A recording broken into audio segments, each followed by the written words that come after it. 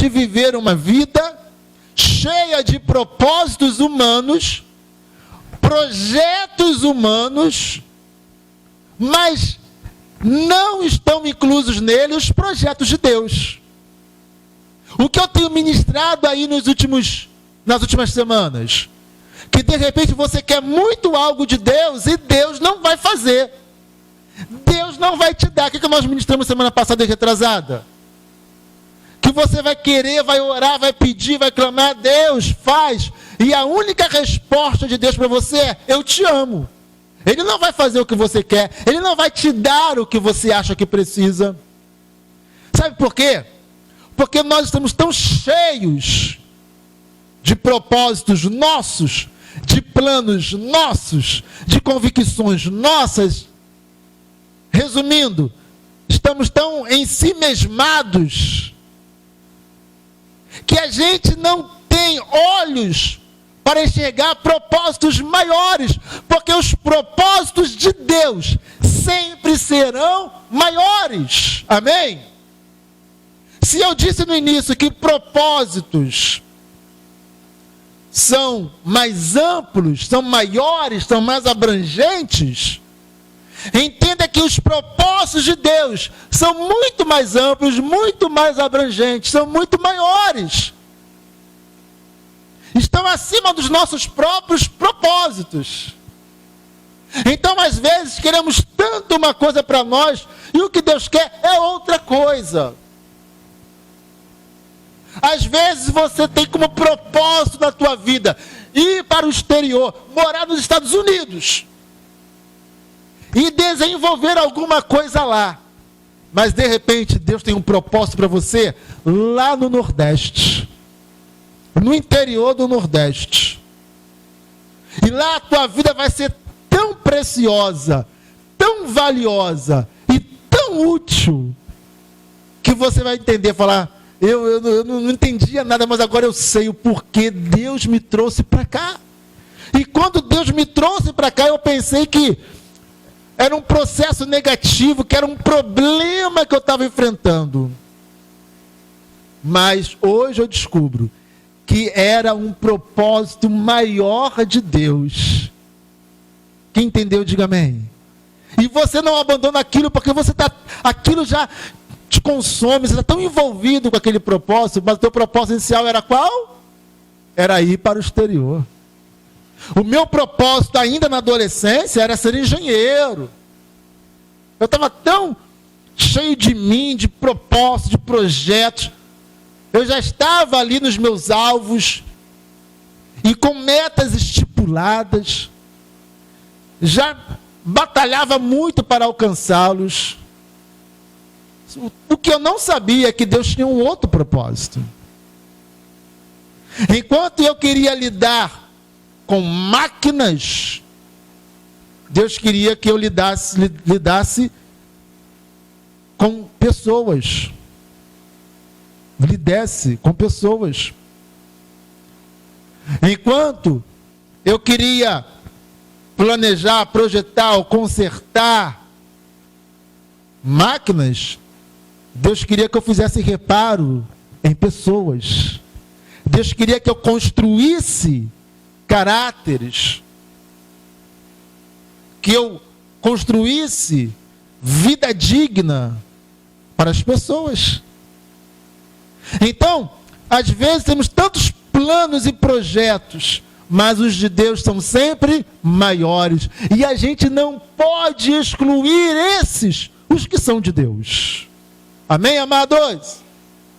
Feliz, bem-aventurada é a pessoa que tem propósitos.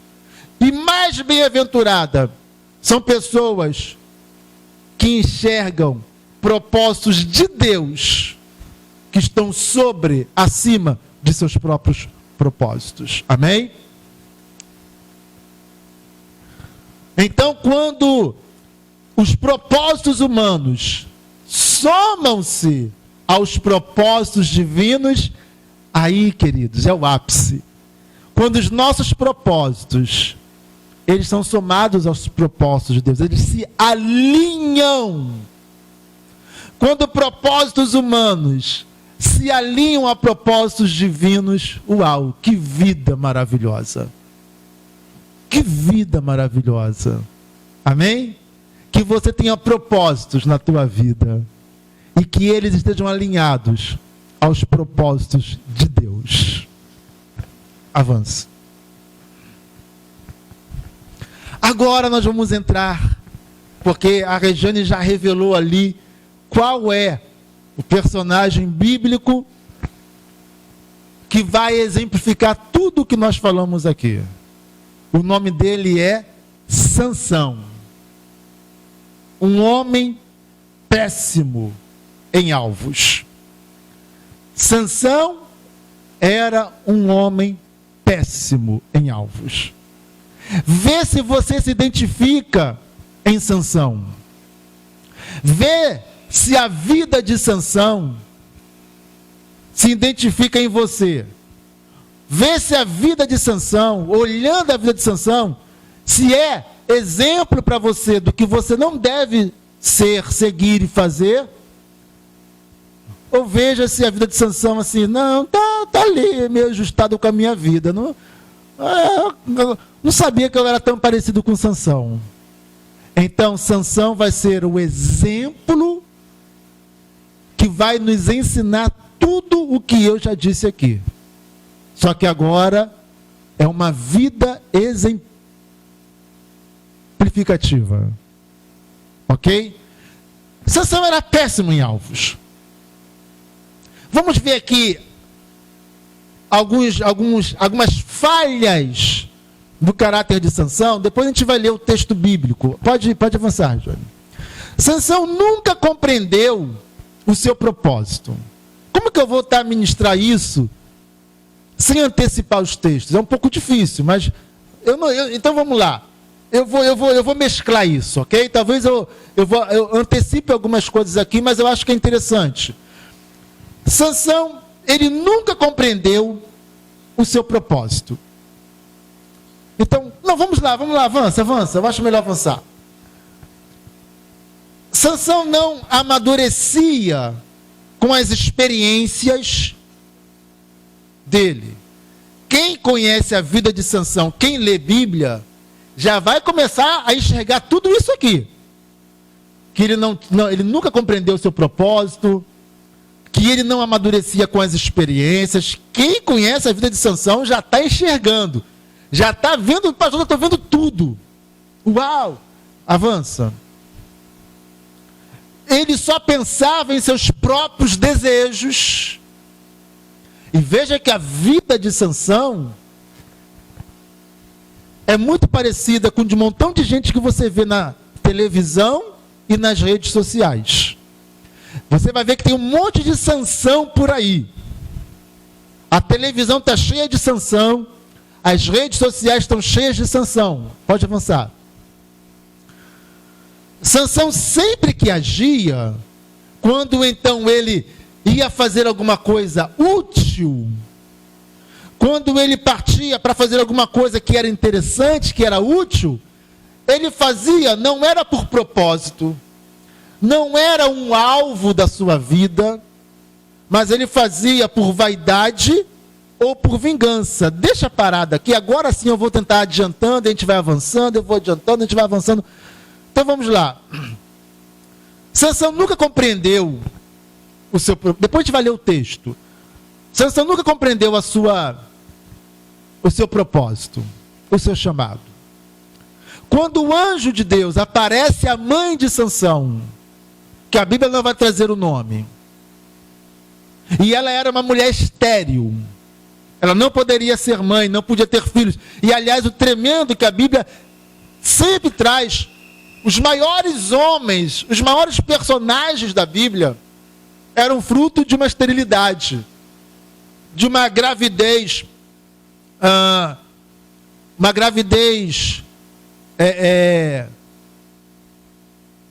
gravidez não, como é que a gente vai dizer, não esperada, ainda não é essa palavra, não é planejada ainda. Uma gravidez não provável, uma improvável gravidez. pessoas que não podiam ser mães, mulheres que não podiam ser mães. E aí, o maior de todos não nasce de uma mulher estéril, mas nasce de uma mulher virgem, que é Jesus. Ok? Então, quando a mãe de Sansão recebe a visita de um anjo, o anjo diz para ela o seguinte: você vai engravidar, você vai ser mãe, e esse menino que vai nascer será consagrado a Deus, será nazireu. Nazireu eram aqueles consagrados.